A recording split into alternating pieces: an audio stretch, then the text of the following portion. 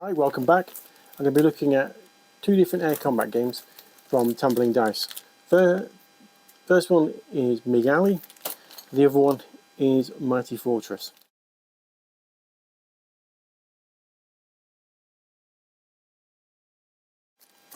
Hi, so in this video we're going to be looking at Mig Alley. This is the air combat game for Korean War, 1950 to 53, and predominantly Allied air forces such as America, Britain, South Africa, Australia versus the communist air forces of China and North Korea. These are reasonably priced games from Tumbling Dice, £10 UK price, but about $12 to $15 in US sort of money. So, and these come with rules and the aircraft to get you started with playing in this particular game. Okay, so the other game I got from Wings of Tumbling Dice using the Wings at War rules was Mig Alley, set during the Korean War. And this was probably the first major conflict using the jet engine. And yeah, there was some aerial dogfights and stuff like that in World War II using some of the very early jet fighters. But this was probably the first war in which they were utilised in quite a big way. And Mig Alley was an area during the Korean War where a lot of the aerial combat fights were contained stage, whatever you want to call it, where they occurred. And this is a lot of this was fought between, I would say, American and Soviet trained pilots. Not all the pilots were Korean or Chinese. There were pilots from the Soviet Union, and I believe from other parts of the Warsaw Pact as well. And I think this is because the Chinese Air Force was very new in a lot of respects. Their pilots weren't very experienced, and so they tended to suffer heavy losses against the more experienced American and other Allied pilots. But predominantly, this was aerial combat between the two sort of iconic planes of that period. The F-86 Sabre from the Americans, and the the Soviet-built MiG-15 aircraft, which was flown by Chinese, Soviet, and variety of different pilots from sort of communist countries. So this is 1/600 scale again. As I said, it's using the Wings at War rules.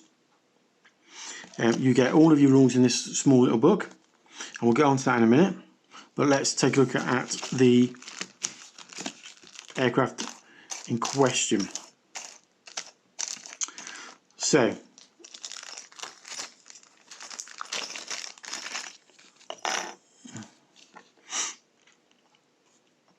first up we have the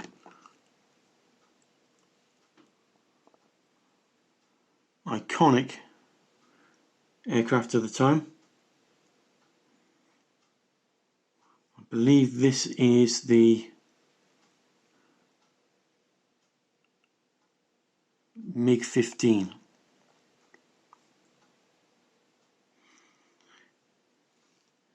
When we get several of those, we get 6 of those. So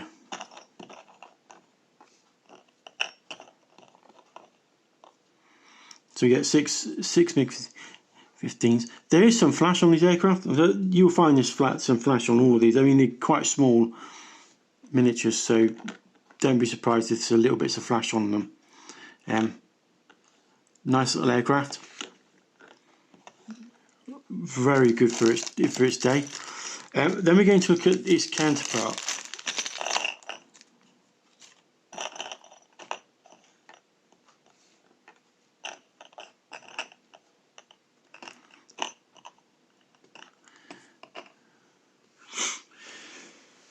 Yeah, the Sabre. Now,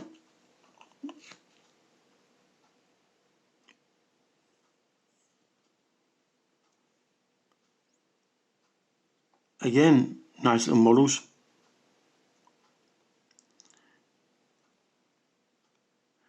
Some flash on these, but you know, nothing too major that can't be cleaned off quite easily.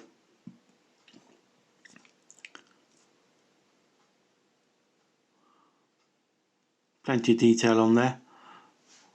What's great about them at this scale is they won't take long to paint up. Is that, you know, nothing worse than getting a ton of stuff to paint. But these won't take very long, they're quite small, let's be honest. And then we have some P51s.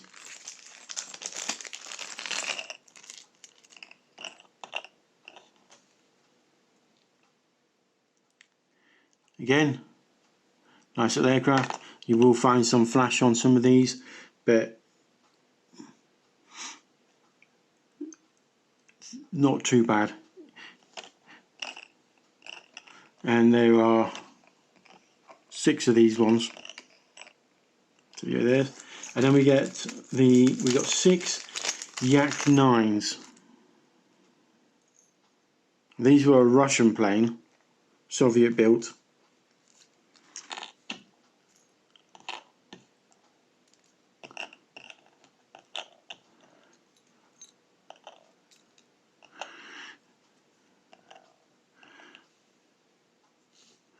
Quite a for a propeller plane, you know, this was quite a good plane.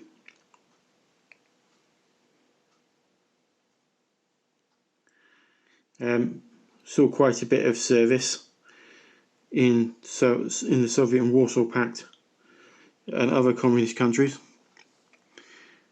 And I say, there's some flash on those ones, nothing too major. All of it can be removed quite easily. And you know, for £10, you're getting quite a lot of aircraft there in Mig Alley. That's 24 planes. I would say that's, you know, bargain stuff for the price. Again, you don't get any bases. You'll need to sort out bases yourself for these. It's not a massive issue, but just to sort of let you know, if you are going to buy some, you will need to either pick up some bases from Tumbling Dice. I think they do some. They do an extensive range, or you're going to have to make your own, or look elsewhere for the third party that sells aerial bases for this sort of scale of miniature. So the rules, again, if you've looked at the Mighty Fortress review, it's not too dissimilar from that rules wise. You know, it's a very slim rules. It's not too complex. So you know, we start off with information on what you will need. Again, they say a 6x4 is recommended. I think you could probably play it on a smaller scale, you know, 3x3 or something like that. Again, it's types of forces you can take, aircraft. And then it's talking about performance here, the aircraft performance. We've got movement, talking about movement actions you can take. There's game turn sequence here.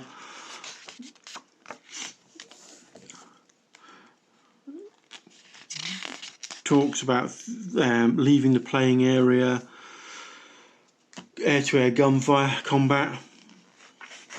I mean, Mig Alley was quite renowned for dogfights between these aircraft. You've also got helicopter rescue. You know, if you wanted to run a mission of where you're having to rescue some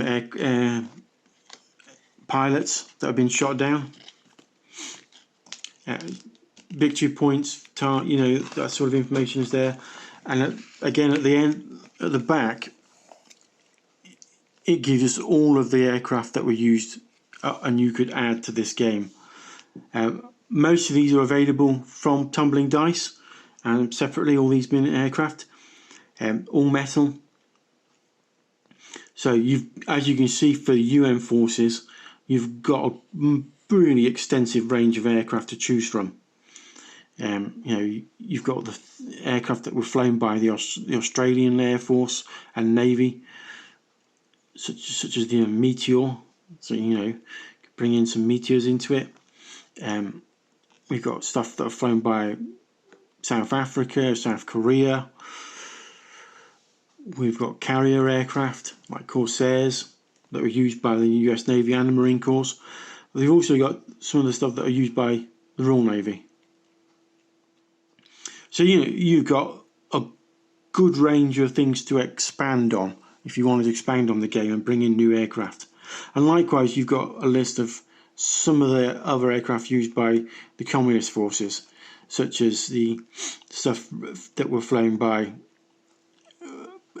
the sort of Chinese, North Korean. Like I said before, Soviet and pilots from other parts of the Warsaw Pact, which included Czech and Polish pilots. It also gives you a list of some of the prop piston aircraft, Yak 3s. You could even fly a Po-2 biplane. I'm not sure you'd want to, but And then at the bottom here, it gives you a map of of what the playing area of what essentially Mig Alley is. It's near the border. It was up near the border with China, so it's along the Yalu River and goes into the Yellow Sea. And this was what the area which was generally fought over by aircraft. A lot of the communist aircraft would have been flying out of China rather than Korea at that time. I don't think there were any North Korean airstrips, to be honest. I think if there were, they'd have been destroyed by this point in the war.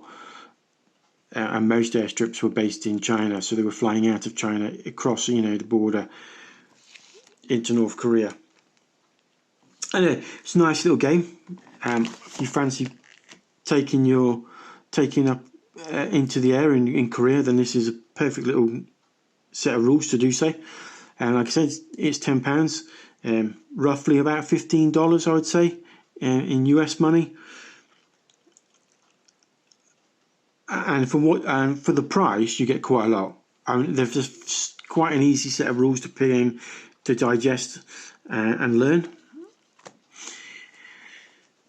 And you've got quite a lot of scope with the game, with all the additional aircraft you can bring in. And then, like I said, Tumbling Dice do the additional aircraft. So you could pick this up and then pick up all of sort of chunk of the other planes that are available. And they're not too expensive either. The metal miniatures are quite reasonably priced. So yeah, I would say these are great little games. If you wanted to take to the air and fight some battles, then I would definitely take a look at Tumbling Dice website. And I'll include a link in the description. Anyway, that's all for now.